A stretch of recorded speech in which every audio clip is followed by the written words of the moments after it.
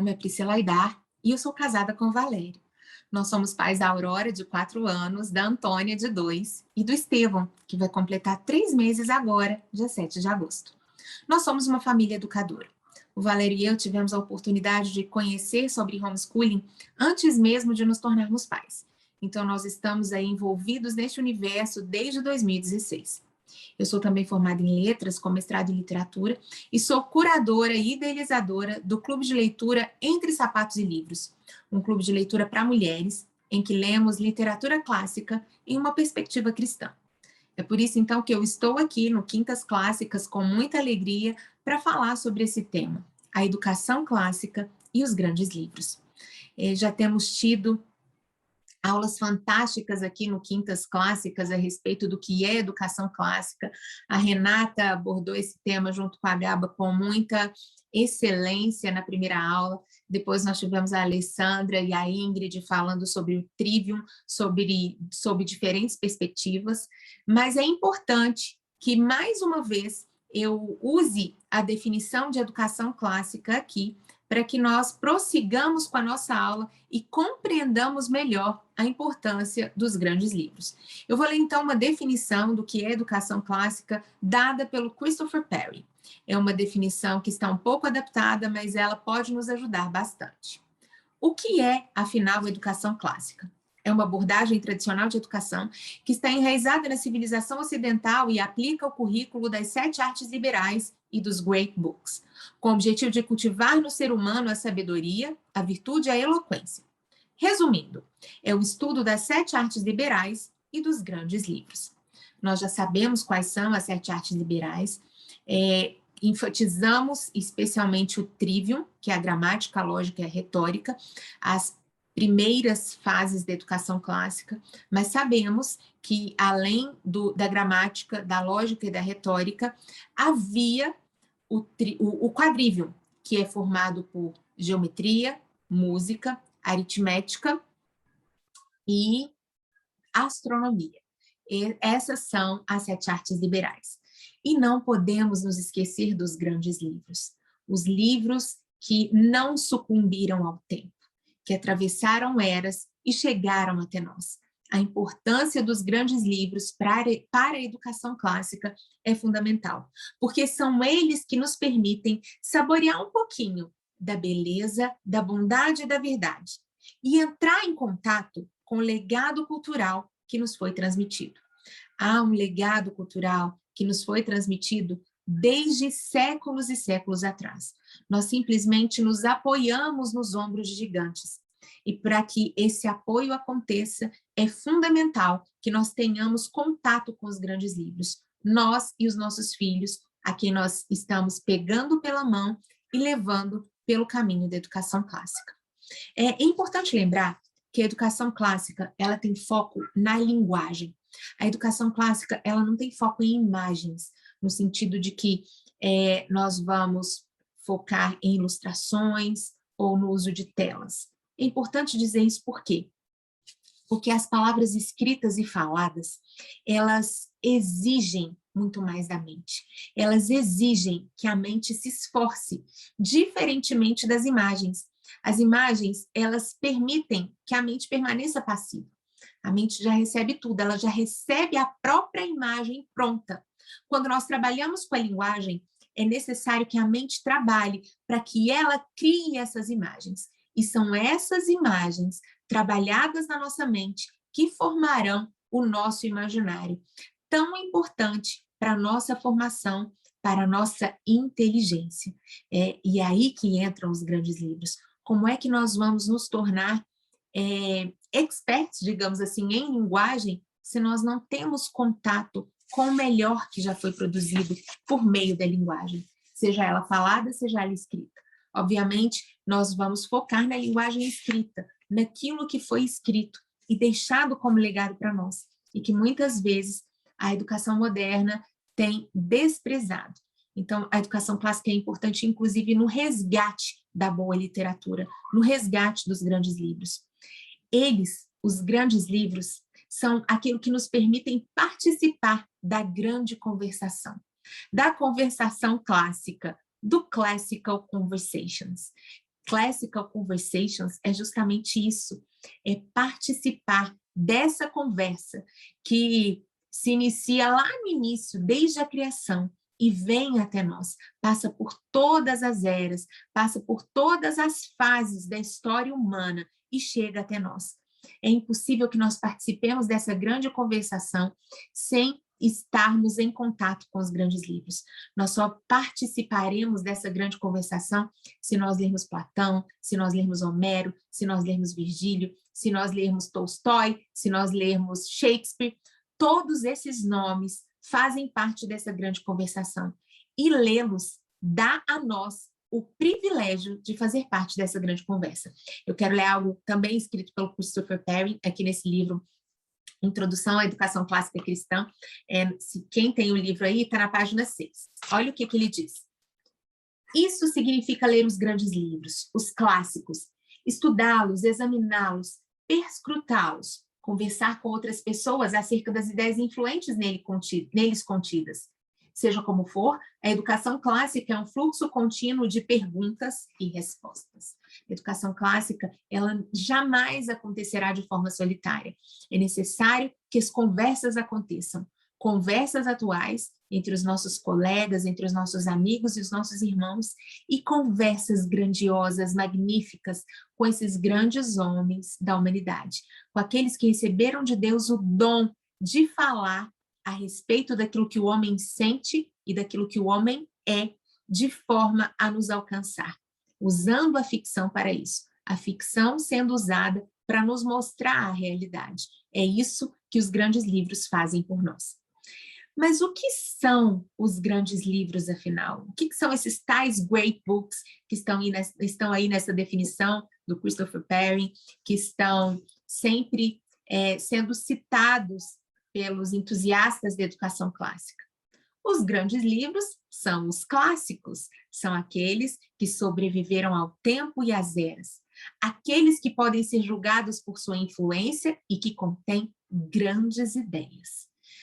Então, existe uma separação entre bons livros e livros ruins, uma separação que é importante para que nós sejamos inseridos nessa grande conversação. Os grandes livros, os bons livros, eles continuam entre nós, e eles continuam atuais, porque eles são atemporais, porque eles são universais, porque eles falam conosco como falaram a homens de 200 anos atrás, de 500 anos atrás, de 1000 anos atrás. Quando a gente pega um Homero e um Virgílio, quando a gente lê sobre a cólera de Aquiles, por exemplo, na Ilíada, quando a gente lê sobre a fidelidade e a lealdade de Penélope na Odisseia, nós nos identificamos, porque são sentimentos humanos, porque são ações humanas que são atemporais. E os clássicos, eles trazem tudo isso, e eles nos ensinam sobremaneira. Esses são os livros que verdadeiramente ampliam o nosso imaginário. São esses os livros que fazem com que nós formemos verdadeiras imagens na nossa mente e que vão fazer de nós pessoas mais inteligentes.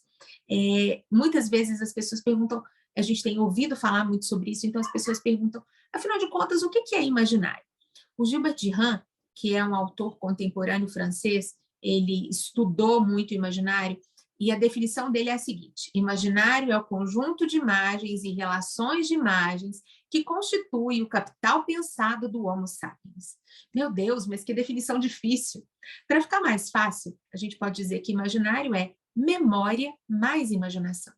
A educação moderna trouxe para nós a ideia de que a imaginação é uma faculdade menor da nossa mente, que o intelecto é mais importante do que a imaginação. Isso não é verdade. Quem não imagina não age. É importante que imaginemos antes de agir. Então, só para trazer um exemplo, muitas vezes uma pessoa está depressiva, é claro que eu não estou aqui minimizando a depressão como doença, mas muitas vezes a pessoa ela se encontra em um estado depressivo e ela diz, eu já tentei de tudo, porque falta-lhe imaginação. Ela diz que já tentou de tudo, mas há possibilidades a respeito das quais ela não consegue fazer conexões, ela não consegue alcançar certas possibilidades, simplesmente porque ela não teve contato com tais possibilidades. O que nos dá tais possibilidades de imaginação são os grandes livros. Eles nos trazem uma gama de novas imagens, uma gama de novos processos imaginativos que fazem de nós pessoas mais inteligentes e mais prontas para agir no mundo, com mais repertório para agir dentro da nossa realidade. Então, dando um exemplo aqui mais concreto, sobre o imaginário. Falei que é memória mais imaginação. Então, por exemplo, se eu falo para você maçã, rapidamente a sua mente volta aqui no seu HD e procura a imagem de uma maçã. É fácil, porque maçã é algo com o qual nós convivemos desde criança. Nós sabemos o que é uma maçã. Se eu te falo assim, um sapo dirigindo uma limusine, a gente sabe que um sapo jamais dirigirá uma limusine na vida real, no concreto. Mas a gente consegue imaginar, a gente consegue criar essa imagem, porque a gente sabe o que é sapo, a gente sabe o que é limusine. Inclusive, eu busquei essa imagem de um livro, que é O Vento nos Salgueiros, um livro infanto-juvenil, muito importante aí no nosso cânon de educação clássica, mas a gente pode, então, criar essa imagem de um sapo dirigindo um carro, dirigindo uma limusine. A gente sabe o que é sapo, a gente sabe o que é limusine. Mas, quando nós lemos não só bons livros infanto-juvenis, mas grandes livros, eles nos trazem ainda maiores possibilidades de imagens. A gente não fica só na maçã, a gente não fica só no sapo dirigindo uma limusine. Nós somos capazes de imaginar coisas grandiosas. Nós somos capazes de sair de nós mesmos. Nós somos capazes de imaginar novas possibilidades para sair, por exemplo, de um processo depressivo, de um luto, de uma situação de tristeza. Tamanha a força da imaginação.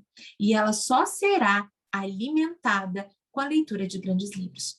Quando nós ficamos apenas ali no arroz com feijão, assistindo novela, ou vendo séries da Netflix, ou assistindo apenas o que nos é dado por essa cultura, infelizmente, tão pobre na qual estamos inseridos, nós perdemos muito, porque isso que a nossa mente recebe não é capaz de criar uma imaginação rica, uma imaginação fértil. Então, aí entra a importância dos grandes livros, e os educadores clássicos sempre souberam disso, e é por isso que eles sempre enfatizaram a importância dos grandes livros na nossa formação, na formação daqueles que são educados na esteira da educação clássica.